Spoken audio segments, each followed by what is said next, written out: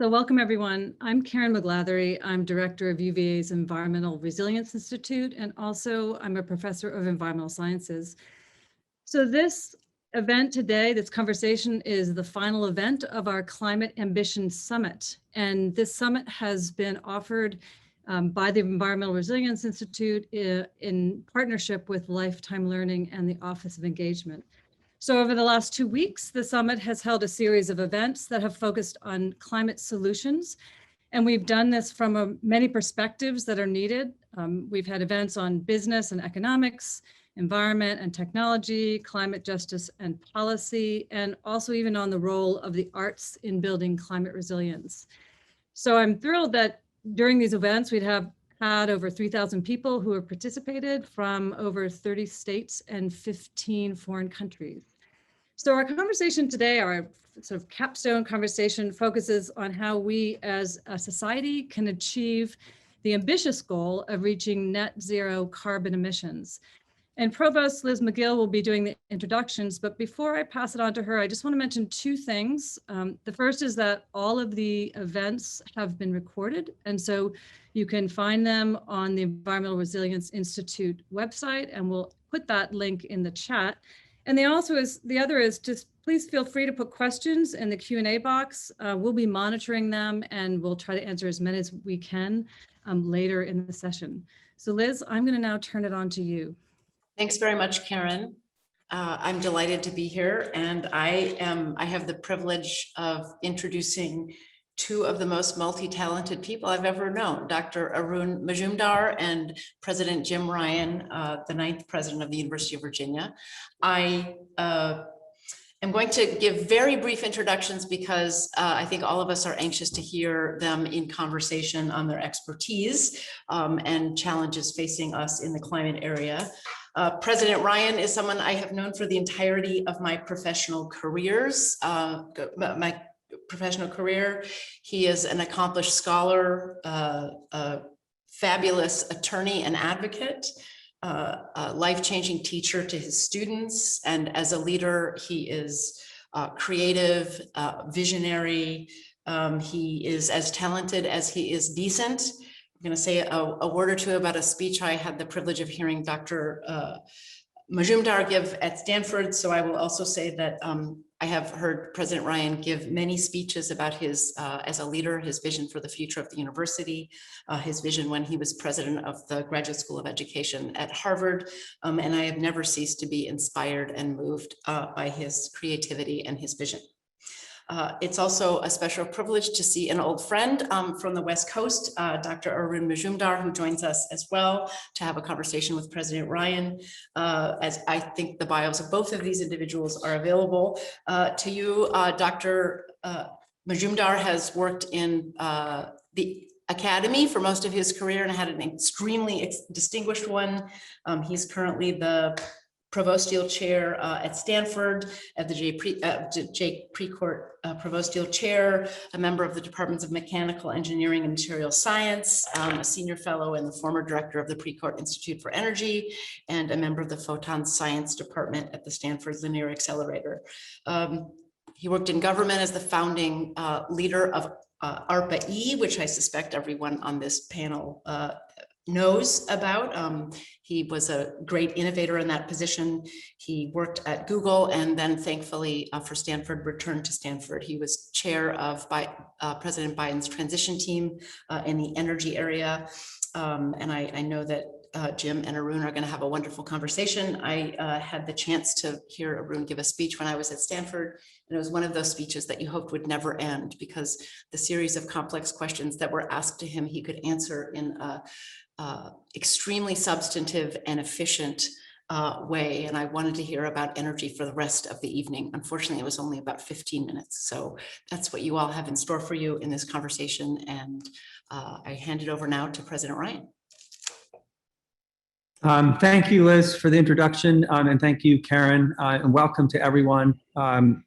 It's an honor to be a part of this summit and to be here with a leading expert on climate change and ways to mitigate it and adapt to it, Dr. Arun Majumdar. As many of you know, the Environmental Resilience Institute, which is hosting this summit, is a terrific hub for environmental research at UVA, and also an amazing example of the interdisciplinary and collaborative work of our faculty. I want to thank and congratulate everyone who has organized and participated in this summit. Arun, I want to thank you for joining me. I have a number of questions that I've organized around 3 themes. One is achieving a carbon-free economy. The second is resiliency and adaptation. And third, because you can't have a conversation without talking about the COVID-19 pandemic, what lessons we might have learned from the pandemic that are relevant to the topic of climate change. But before I get started in asking questions, I want to give you an opportunity to say anything you might like to at the beginning. First of all, thank you for having me, Jim. And I want to thank Liz for the very generous introduction and to the whole team out here for organizing this. I'm really delighted to do this, and I'm really looking forward to the conversation. Great. And just as a reminder to those in the audience, if you do have questions, just put them in the Q&A function. So let's start with the first topic of achieving a carbon-free economy.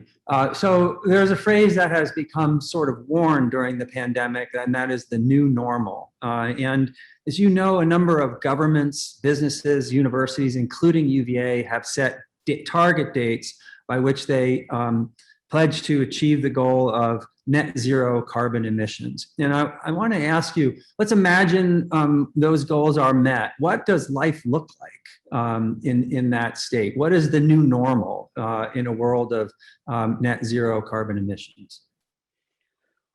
Well, that's a great question. Maybe the way to think about it is in terms of framing, in terms of scope 1, scope 2, scope 3 emissions. And I hate to go into the weeds right away, but it's important to kind of frame it that way. What are scope 1 emissions? The direct emissions. So if I'm heating my home with natural gas, it's the amount of carbon emissions coming from that. And so an efficient home that is well insulated is a better way to do it than an inefficient home. And so that is something that we should be looking at, energy efficiency. If you're driving a gasoline car, making a more efficient car will reduce your scope 1 emissions. So I think that's the way to do it. If you switch to electric car, which is certainly worth considering, then you have to worry about the scope 2 emissions, that is the emissions coming from electricity. So it's a little bit separated, but nevertheless, it depends on which direction the region is going, the country is going. And so you're connected to the rest of at least the rest of the ecosystem around you. And we know that the grid needs to be decarbonized. So switching to electric car may be a good idea if it is cheap enough. Right. And the third one is the scope 3 emissions, which is probably the most difficult ones. For example, if I buy a banana from the grocery store and I eat it, there are carbon emissions associated with that in using the fertilizer that was created to grow the banana, to move the banana out to my home. And so those are scope 3 emissions, and those are the most difficult one. And frankly, we don't have good ways to estimate that. However, we still know that switching food from, for example, a meat-based diet to a more plant-based diet reduces emissions. Right. Because food and agriculture has a lot of emissions, more than transportation globally. Huh. Food wastage has huge emissions. In fact, if you add up the emissions from food waste and use that as a country, it's number 3 compared to China, United States, and then food waste. So I think there are some personal things you could take up in reducing the emissions, and these are personal choices that one could make. Right. And the contribution of food waste, is that because if there weren't if there weren't excess food, you wouldn't have expended the energy to produce it or transport it, or? That's part of it. I mean, it's different. It's about 30 to 40% of the food around the world is wasted for different reasons. Right. In the developed economy, it's on our plate that we don't eat all the food. And that gets degraded, CO2 emissions associated with that. In developing economies, it's from the farm to the consumer. The supply chains of food are not refrigerated, so things go to waste. and Right. that leads to carbon emissions. So it's different reasons, but roughly the same number. Yeah.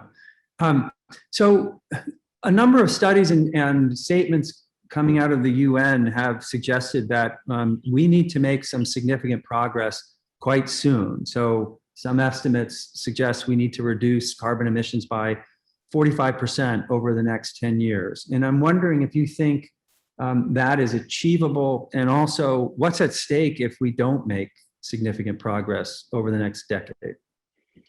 Yeah, so I think it's going to be hard. I mean, let's Yeah. face it. I don't think we can sugarcoat this. Yeah, Let's take the U.S. posture in this, and President Biden's posture. He's asking for 100% clean power by 2035, which means you got to get to about 80% by 2030, which is roughly the same number. Right. And net zero economy by 2050, which means we got to get 50% by 2030. So if you take the 2030 goal, this decade better be the roaring 20s for clean energy, right.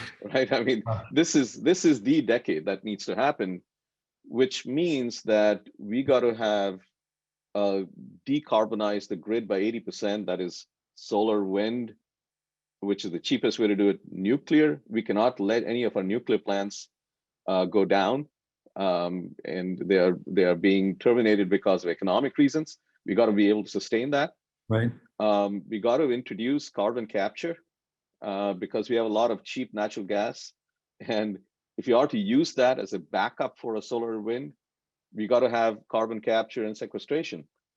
So the infrastructure part of it is going to be very important, which is why I think the new bill that the president has proposed is really to put that infrastructure in place so that the technologies can be integrated onto that infrastructure and be leveraged.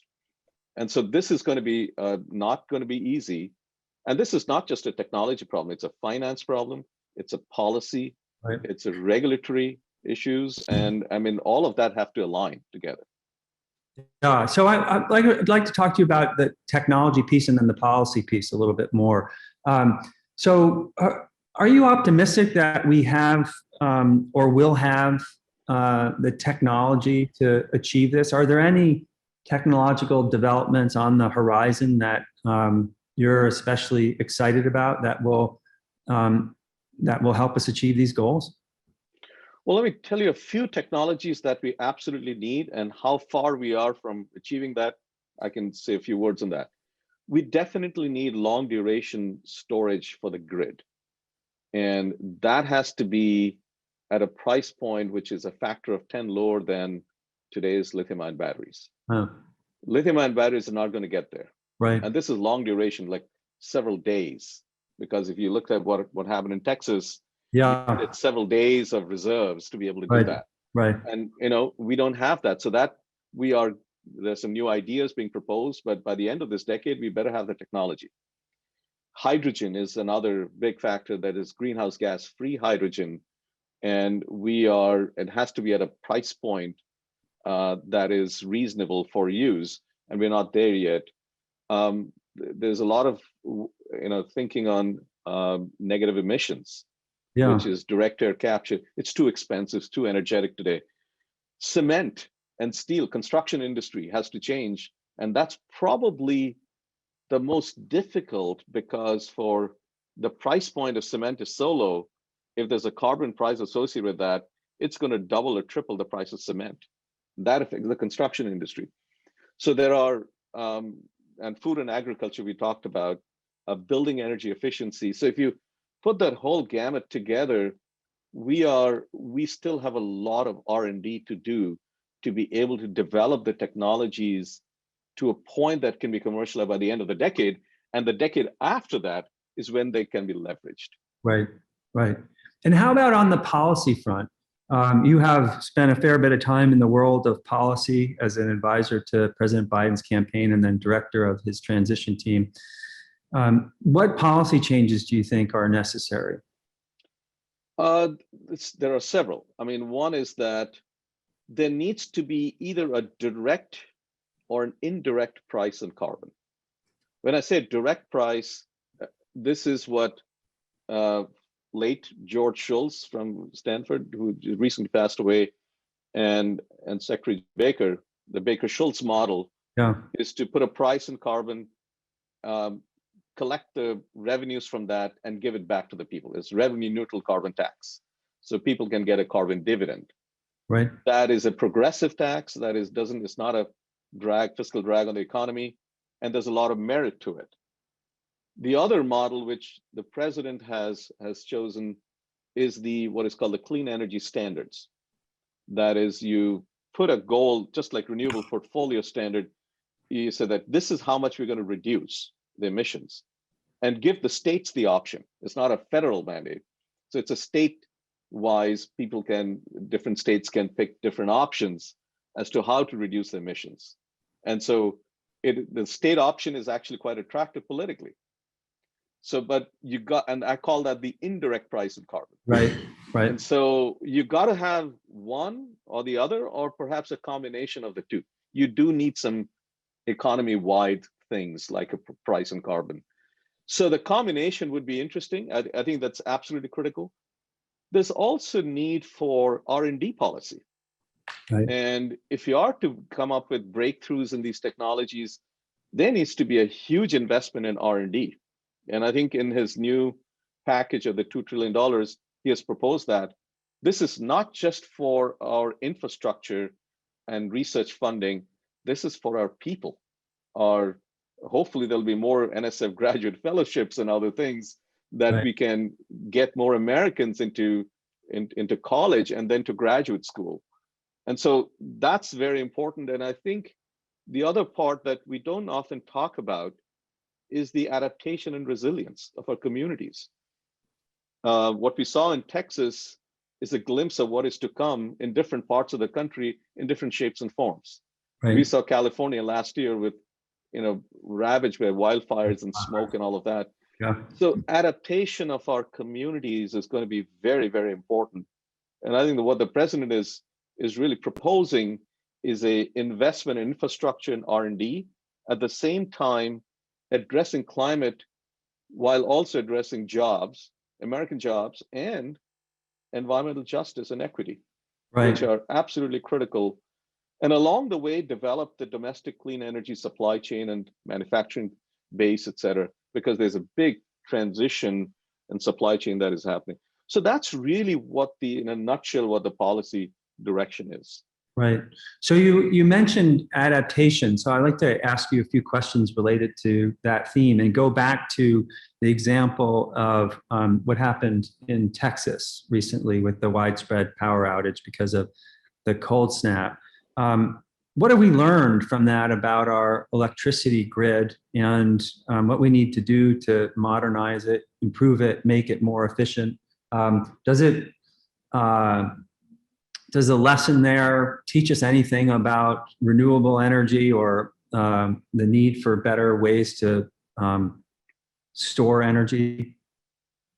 There's a variety of lessons that are learned. One is that the events that we saw and are likely to see could be once in a century kind of event.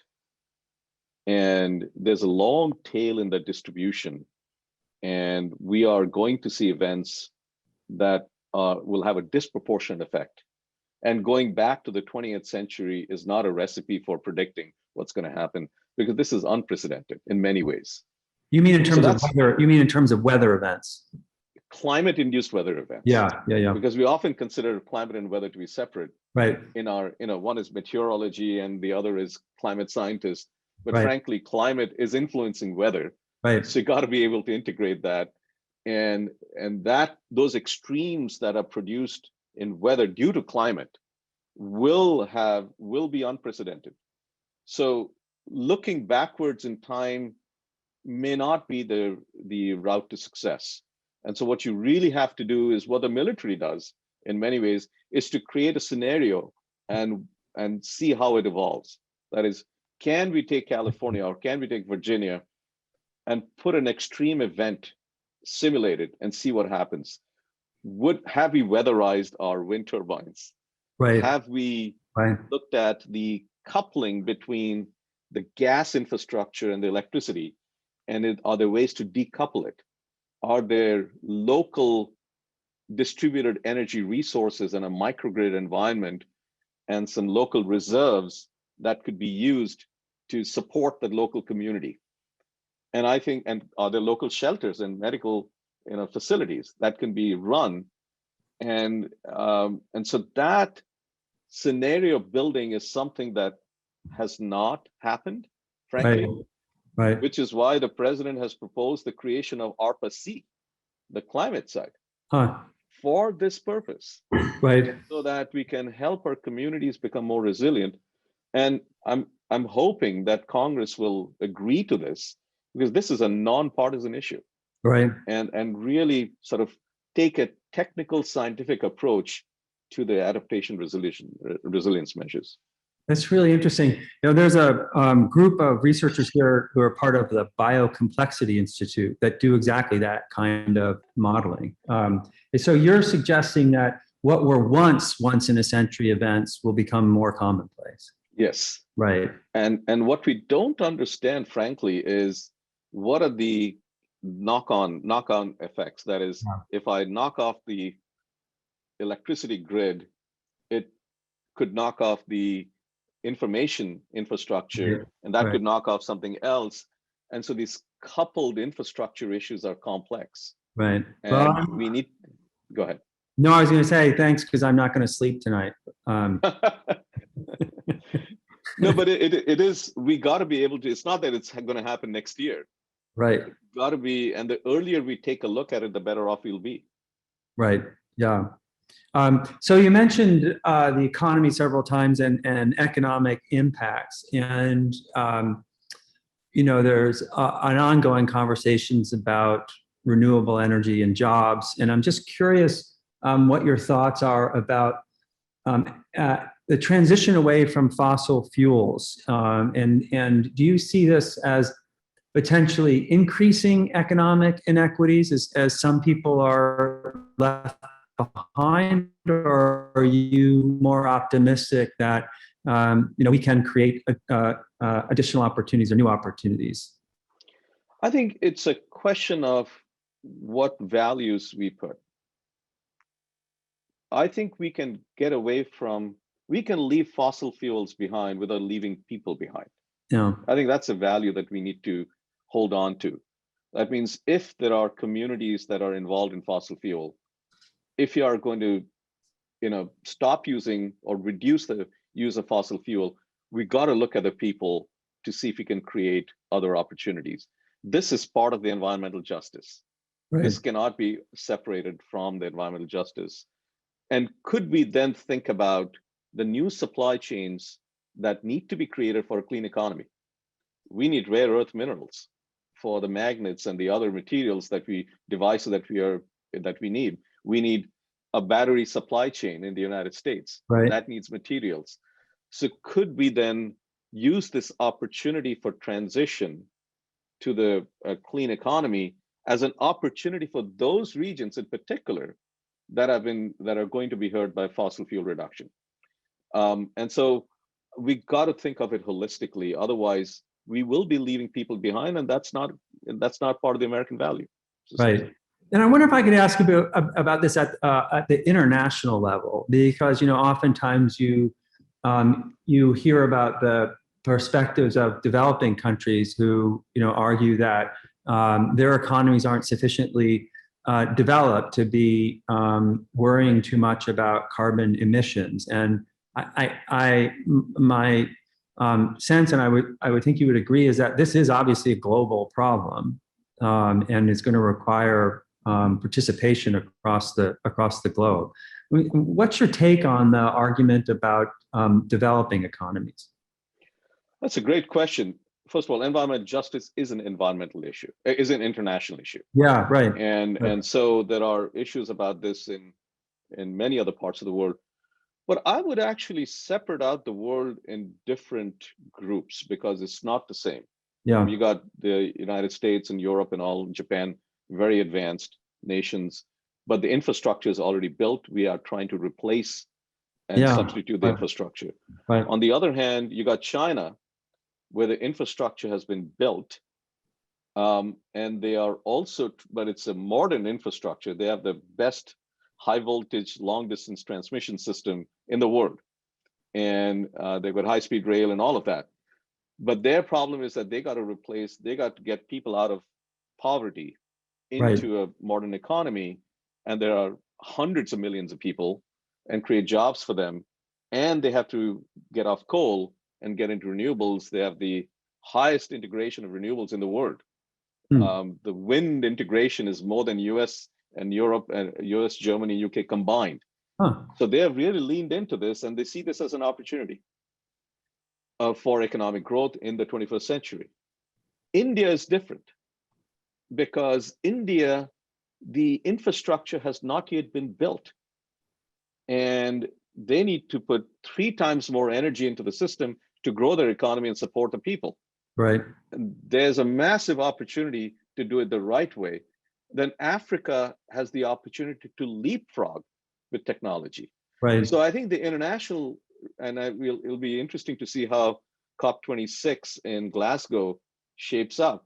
But I really hope there's attention paid to the developing economies, because we don't want to put the burden on climate change on them, Right. because they have to grow their economies, the people have Right. to survive. Right. But it's an interesting point that in some ways it's easier to build something right the first time than to have to either take something down or change something that's already in existence. That's right. And in many ways, the road to solving the climate challenge goes through India and China, Yeah. as it goes through the United States and Europe. Right. But India and China are absolutely critical in this. Yeah. So I'd like to ask you now about the change that has already occurred. We know that there has been global warming already, and that some of the warming that we're seeing is too late to stop. So some of it is baked in. And I'm wondering if you can talk a little bit about the impacts that we're already seeing and the steps that we need to take to adapt to impacts that are going to be hard to reverse. First of all, yeah, the issue of adaptation resilience, I'm not sure we have paid enough attention to that as we have done to mitigation. Yeah. I think you're absolutely right that 1.5 degrees is probably baked in. Yeah. And perhaps even 2 degrees is baked in. And can we develop infrastructure? Can we develop our communities and resilience in the communities for a 2.5 to 3? That is something that we need to be looking at. Now, if that's the case, we need to be able to predict where these events are going to happen and when. So it turns out that every year there's at least one heat wave in the world somewhere. Right. And if you ask and last year it was Siberia. Siberia reached 100 degrees Fahrenheit. Right. In Siberia. Yeah. So if you ask the question, where is it going to happen this year? We don't know the answer, because we can predict weather events only about 10 days, 2 weeks in advance. And so part of the ARPA-C thinking, at least, was that could we develop a constellation of satellite for measurement and then some analysis of the data that is coming in a scientifically open way to lengthen our forecasting ability to be able to predict about 2 months or 1 month or 2 months in advance, because that gives time for adaptation, moving people into shelters and all of that. We don't quite have that today. And then, of course, is the grid, the energy infrastructure, which is the mother of all infrastructure, water infrastructure, which is absolutely critical. All of those infrastructures need to be looked at with this lens of extreme events that will happen that we were talking about earlier. And so that is absolutely critical, because we are likely to cross 2 degrees, unfortunately. Right. And do you expect to see continued migration because of climate change? And if so, how should we be thinking about that? I think we are seeing migration. We are, if you look at the events that are happening in Syria and other places, people have attributed that to the drought and famine that happened. Before that, I would like to see more hard data on that. I think this sub-Saharan Africa, if there is some climate-induced agricultural impact that happens, I think you're going to see people move to Europe and others, migration that could happen. The other one is, and I worry about this since I was born there, is the low-lying levels in Bengal in India. Right. I was born in India, but the Bangladesh part, which is right adjacent to it, that's very low-lying. Yeah. And if you have events like that, you got hundreds of millions of people that will have to move. And so I think we can't predict exactly when that's going to happen, but we can anticipate in the next decade or two, we will see such events that'll make people move. And Right. so, And is the answer to start working on ways to mitigate the potential events that might cause moving, or to be thinking about how to absorb migration that is inevitable? I think we have to think about adaptation and resilience for all our communities. Yeah. And let's say there is an agricultural impact that happens in sub-Saharan Africa. Do we have the supply chains in place to be able to provide the food? Right. Right. And do we have the energy infrastructure that is resilient to climate events that can still provide the energy that is needed for a local economy to run, and Right. people to be able to? So those are the kinds of things. The interesting thing about adaptation resilience is that it affects everyone. Yeah. This is going to affect everyone. Right. Right. So while the Paris Agreement and COP26 this year is about all the nation, the mitigation part, the reduction of emissions, is really like G7 or G20, frankly. Right. Whereas the adaptation is resilience is 193 countries, because we Right. can't predict where it's gonna. We are playing Russian roulette with climate, and Right. this could Right. happen. This could happen to anyone. Right. So I think that's a much more global issue than the mitigation part. Yeah. Interesting. So let me turn to a few questions about what we might learn from the pandemic, and then I'll open it up to questions from the audience. We have a number that have come in. We're obviously still in the midst of a pandemic, and that has affected us in ways that we didn't anticipate. I'm wondering if there are lessons that we can take from the pandemic that would help us deal with climate change. Yeah, that's a great question, and we are all wondering what are the lessons learned, and there's some obvious ones. The first one is science matters. We got to pay attention to science. Right. The second thing is early attention is critical. The more we delay, the worse the problem gets. Third is that this has no boundaries of international, state, federal, nothing. I mean, this affects everyone. Right. The fourth is that we do need quantum leaps in technology at speed. And I think what we saw in the mRNA vaccine development is a quantum leap in technology. This Right. Pfizer and Moderna is a quantum leap in technology. And we do need multiple such quantum leaps in technology, whether it's storage and direct air capture, hydrogen. We do need those quantum leaps. But it is one thing to develop the technology of new modern vaccines, is an entirely different challenge to get people vaccinated. Sure. And I think the public health system and the governance of that, the delivery, the supply chain is going to be critical. So I think now if you take those lessons and apply it to climate, there are some parallels out there. Yeah, absolutely. I was just thinking this. That. Yeah, absolutely. But I think we can't take this too far, because climate and energy affects the whole economy in ways that a pandemic, it does in different ways.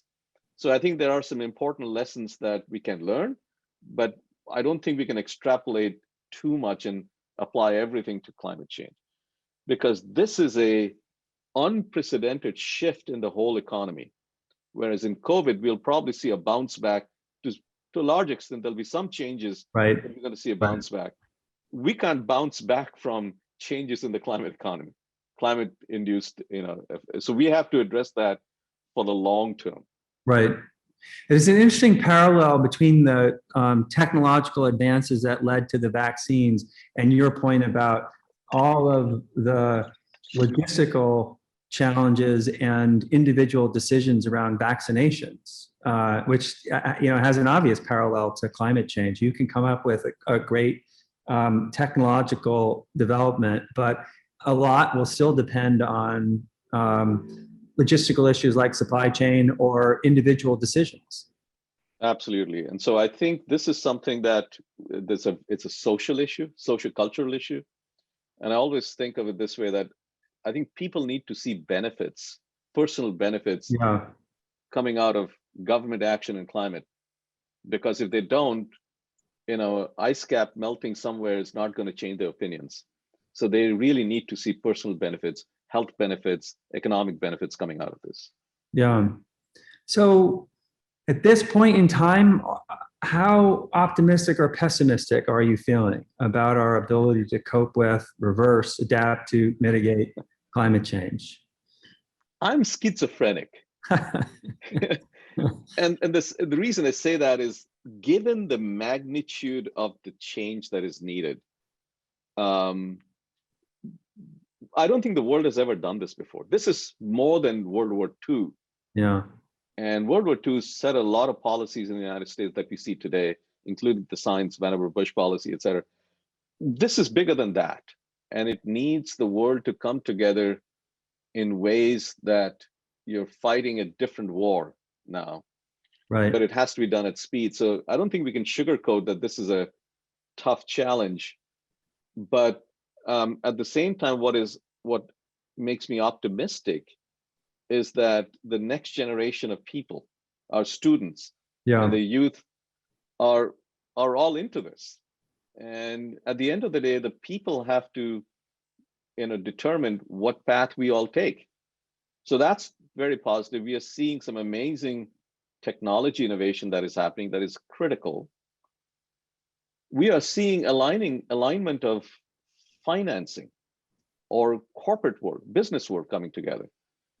30% of the Fortune 500 companies that have a combined annual revenue of $13 trillion, more than half the US GDP, have made net zero commitments. Now, they will obviously try to become net zero by a certain amount of time, and they're going to put some, their resources behind it. The question is, does it scale beyond their companies and change the whole economy? That is yet to be seen. But that's why I say this next decade is going to be critical in terms of how we address climate change. And it should be the roaring 20s of the 21st century. It is the defining issue of our century. Right. Yeah. Well said.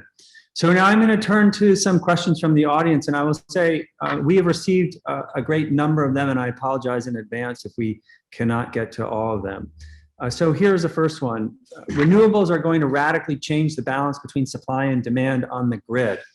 Are researchers looking at artificial intelligence or other tools to better match supply and demand on a renewable dominated grid? Yes, we are. In fact, at Stanford, we have under the Precourt Institute for Energy, we have a campus-wide initiative called Bits and Watts. And that is to really integrate the digital world to enable the management of the electricity grid, because the electricity grid was never designed to integrate solar and wind, which are fluctuating. And the use of AI and what is now called machine learning, the deep learning techniques, to be able to predict what's going to happen and look at complex issues, that the grid is the most complex machine that we have, and be able to manage it is absolutely critical. So yes, I think there's work starting to happen. There's a lot more that needs to happen and being adopted by the industry. So we have talked about technology. This question is about nature-based tools. So a number of people have asked questions about planting trees, restoring wetlands, and other nature-based tools for removing carbon from the atmosphere. So in addition to technologies, how useful are these nature-based solutions? And are there any creative ones that you've heard about that make you excited? There are several. I mean, first of all, nature-based solution, absolutely critical. I don't think there's any scenario that we can keep things below 2 degrees, the global average temperature rise below 2 degrees, without having negative emissions. And that's well accepted now. And so the question is, how do we achieve negative emissions? One important way to do so is using the photosynthetic route.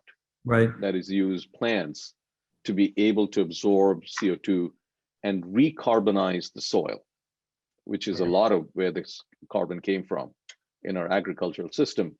So use agriculture, and I think, frankly, with all the modern technologies that are available now for genetic manipulation, CRISPR-Cas9, et cetera, if we could use that to have the next green revolution in agriculture, to not only grow food for 10 billion people, but simultaneously address the recarbonization of the soil, that's the next green revolution that needs to happen. Right. Just like Norman Borlaug's Green Revolution, which I'm a product of that. Right. I think that will be critical. And there's a lot of very exciting things coming along. Going from plant-based or meat-based to plant-based food, one of the companies that came out of Stanford is Impossible Food, Impossible Burgers. Oh, If you right. haven't tried it, I haven't. it's worth a try. It? It's Okay. It's terrific. It's what they've done is to essentially create heme, which is part of the hemoglobin that has the iron, and that gives you the taste of blood in a organism, and integrate that with vegetable protein, and it tastes like meat because it tastes like blood. And so those are the kinds of innovation that we see. But the natural climate solutions is critical, but it's not going to be enough. Right. And I think we need to accept that, and also in parallel look at other technologies, engineered systems. And I think we have to be careful about not falling in the trap of either or. Yeah, right. And I think we need to think about the harmony of and. Right. Because this is all hands on deck right now. Right. So that's a good segue to the next question, which I will paraphrase. I mean, given where we are already, do we need to start thinking about more radical and risky ideas like geoengineering? And I would ask for a friend that maybe you define and describe geoengineering. Sure. There are ideas out there, the proposals for putting particles in the atmosphere to block sunlight, basically, and cool it down. Now, it turns out that that happens when you have volcanoes. When you have big, massive volcanoes, it spews out a lot of particles.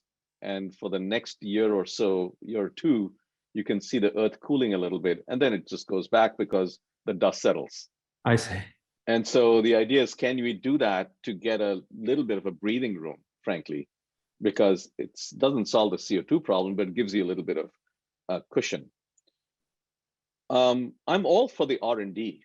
Yeah. I think we need to understand the implications of that, because we may have to pull the trigger at some point. The challenge that I see in this is the governance of that on an international level.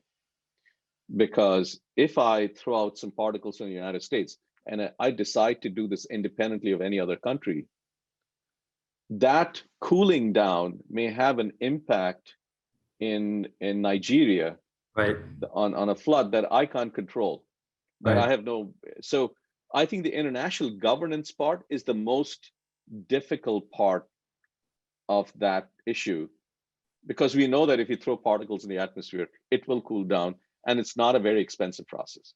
Right, right. But you can't completely control it.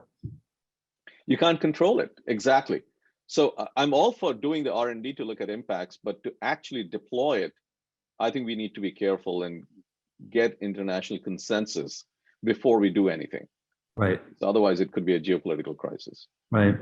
So this next question, I would paraphrase along the lines of, we can't afford not to address this problem, but we can't afford to address it either. And by that, I think the question is, and I think a number of people wonder, are these mitigation efforts, at least until the technology changes, simply too expensive for us to reasonably afford? That's a great question. I would actually encourage people to take a look at Bill Gates's new book that he's written on climate. It's a terrifically well-written book. I actually had the occasion to interview him at Stanford on Zoom. Right. And he has really thought about this, and he calls it the green premium. That if you're trying to do something that is green today, initially it's going to be expensive. Right. And there's a green premium you got to pay. That's where you need to put the R&D to be able to reduce the cost, and maybe a little bit of government help to make it affordable. But it has to show a cost reduction over time. Right. So if you look back about 10 years ago, electric vehicles, and even today, one could look at that as a green premium that you're paying. Right. Now, it turns out that the battery cost is coming down at a much faster rate than people thought it would. So in the next couple of years, the battery cost, lithium-ion battery cost, will come down to the point that an electric vehicle will be the same cost and same range as a gasoline car without subsidies. Right. You're going to hit that in the next couple of years. Beyond that, it'll be cheaper. So the green Right. premium is negative then. Right. Right. So I think it's going to be important to understand how to bring the green premium down and make it negative. In some cases, it cannot be negative, because if you're trying to capture carbon from a cement plant, the cement can't be cheaper than if you never had to capture it and do Right. something with it.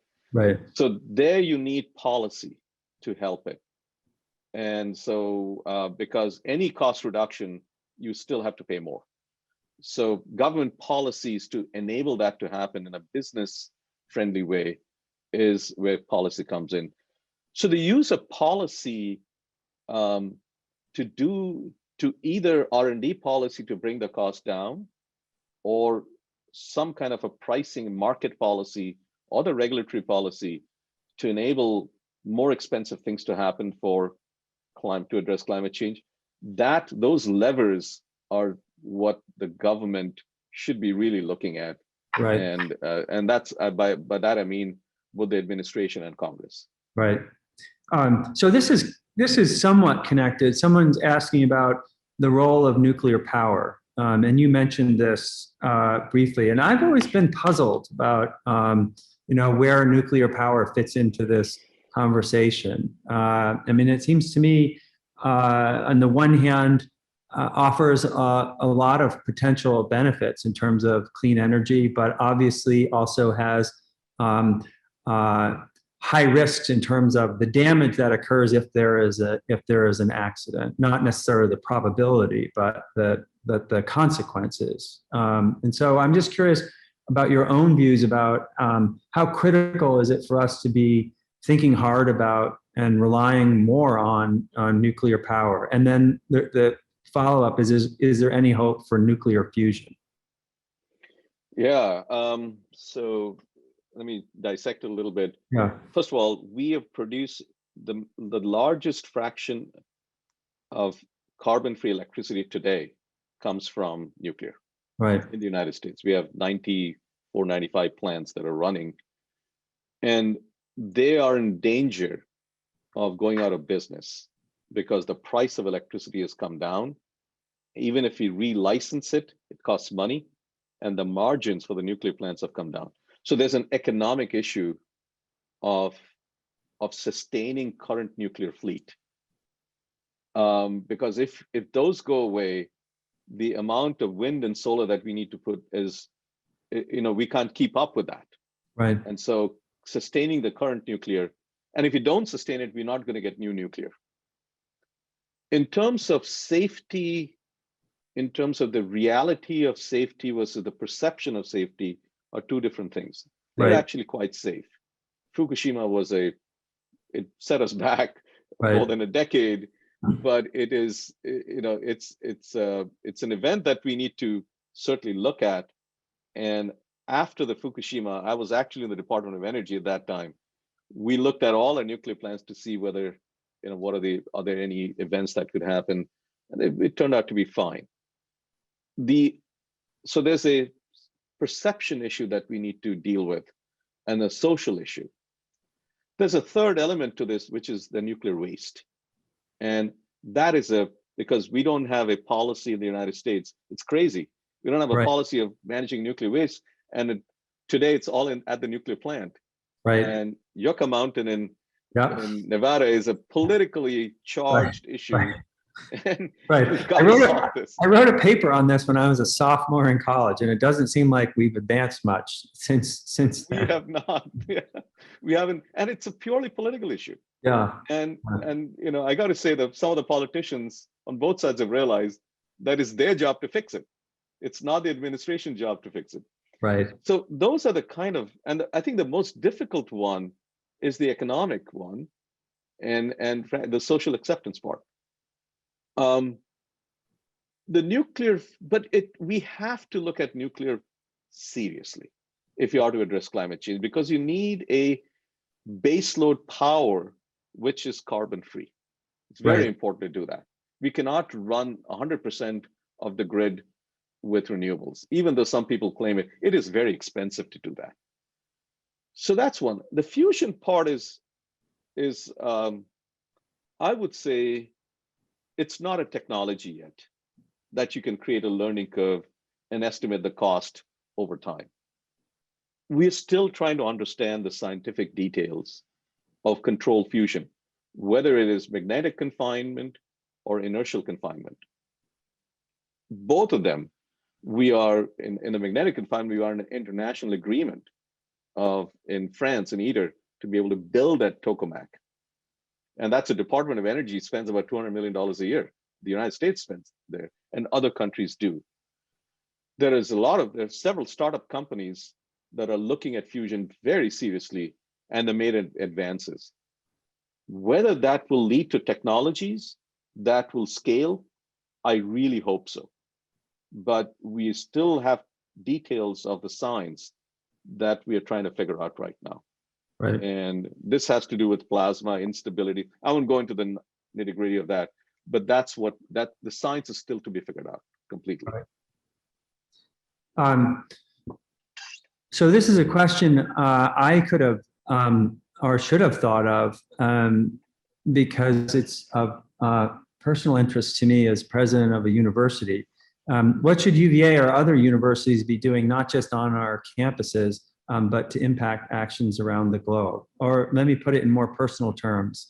If you were advising me as president of the university interested in this topic, what are 2 or 3 things you would say we really ought to be doing? What could we best contribute to this? That's a great question, and we are going through it right now at Stanford. Yeah. And I can tell you what we are going through and what I think needs to be done. It is the defining issue of the 21st century. And the educational institution writ large need to address this and rise to the occasion. Just like after World War II was the defining issue and defining event that happened in the 20th century. And after that, our National Science Foundation and lots of things got created. And that created Vannevar Bush's influence on all of this is all over. If you are to take the 21st century issue as the defining, this is the one. Yeah. And so many a times our universities are designed based on issues that are related to, that address the 20th century, even 19th century. Right. We got to be able to address this in a holistic, substantive way. And because A, this is important, B, the next generation want it to happen. And that's what we are seeing. So at Stanford, what we have done is to look at it, came out of the long range plan of our new president and provost, that we got to address this. And one of the things that we are now looking at is to create, for the first time in the last 73 years, a new school of climate and sustainability.